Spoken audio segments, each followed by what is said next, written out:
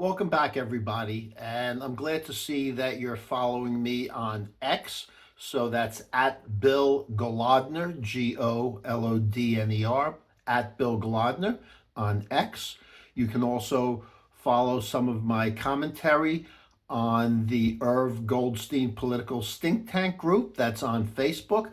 But today we try to bring as much current events and things as possible. But one thing I think that's really important that we haven't really discussed a bit now was the difference in the administrations, and there are many.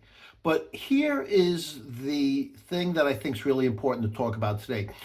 For the most part, with the press corps and the people of the United States and us being able to hear, we hear a lot directly from President Trump, as opposed to only seeing President Biden when he walked out of an ice cream shop and the big question was chocolate or vanilla. And then other than that, there was a lockdown and we never saw President Biden. But Trump is constantly in the media eye and giving us information directly. But where do we get a lot of our information from? And that comes from the press secretary.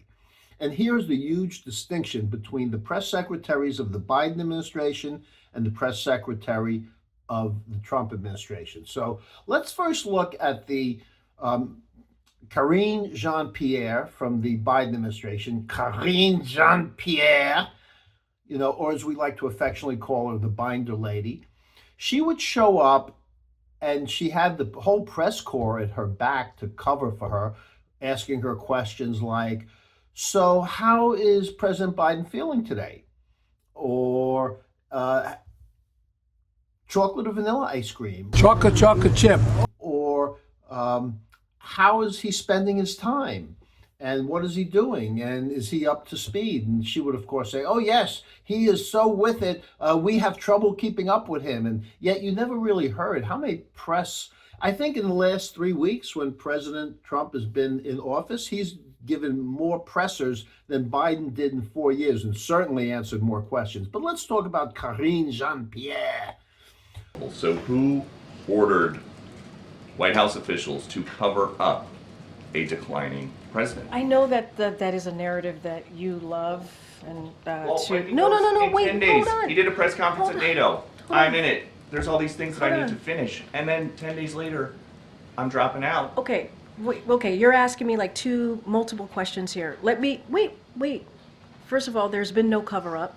Want to be very clear about that. I know that's the narrative that you all want. Wait, no, you can't. Well, Okay. I've been with President Biden for 5 Are years. you gonna let me answer the question? Would you at least admit that the debate was not just a bad night? wait.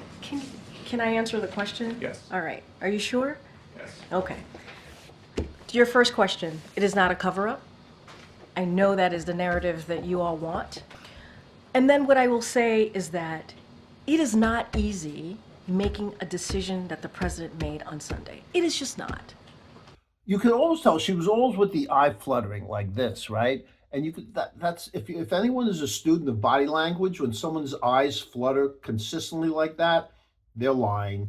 And when someone's looking up and not really wanting to answer a question, they're lying. And what did she do? Rather than answer questions that were of any significance, well, I'm going to refer you to the Department of Defense on that. I'm going to refer you to the Department of State on this. I'm going to ask you to get in touch with the Office of Management and Budget. She just was not informed. She was essentially a dummy, and she was not informed on anything having to do with the administration. Now, let's take a look at Caroline Leavitt. Are any officials here preparing to fight Democratic lawmakers in the streets? Absolutely not. So some And of these, thanks for the question. some elected Democrats are so steamed about Doge. Congresswoman LaMonica McIver says we are at war. Ilhan Omar says we might actually see somebody get killed.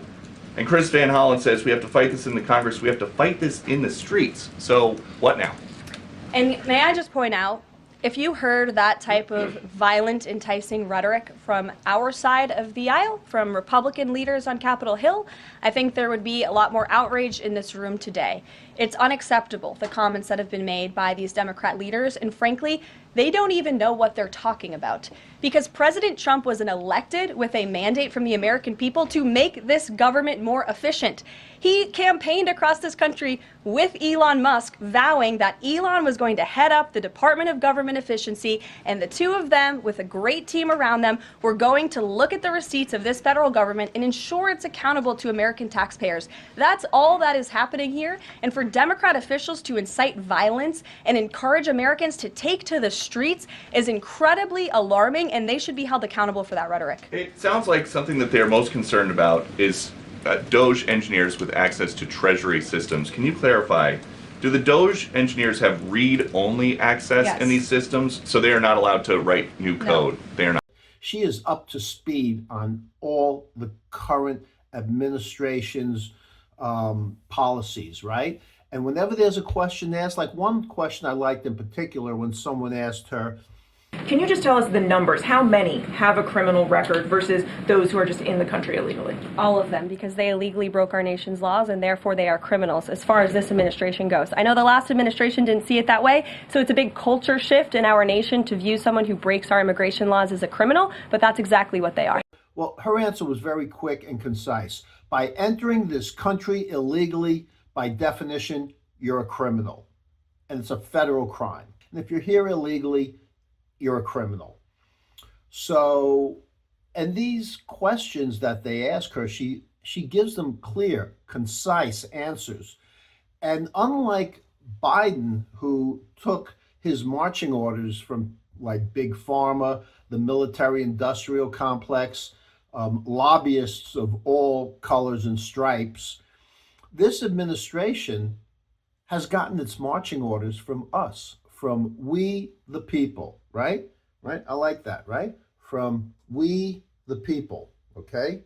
That's where he's getting it from. We the people, okay? And so when Caroline Leavitt is there, she's speaking to we the people, and she's giving the information that everybody needs. She's holding the press corps to task, and she's not allowing this kind of bullying, if you will, right? There were some questions asked about the Democratic members of the House of Representatives. We're going to be fighting in the streets, and this is a showdown. And imagine if a Republican member of the House had said something like that. The press corps would be going crazy, and no one asked anything about those remarks that were made of a violent nature, right? Of a violent nature by the Democratic members of the House. Only one was Peter Doocy of Fox News, who asked those questions and shone a light onto what's going on with those crummy Democrats in the House of Representatives. So we're going to maybe input some more background on this, and we're just happy that Caroline Leavitt is here answering all the questions and giving us clear and concise answers to questions having to do with what's going on in this current administration. Very transparent, very, very transparent, more than Karine Jean-Pierre ever was, or the Biden administration. The Trump administration, it's, promises made and promises kept, and for that we're grateful.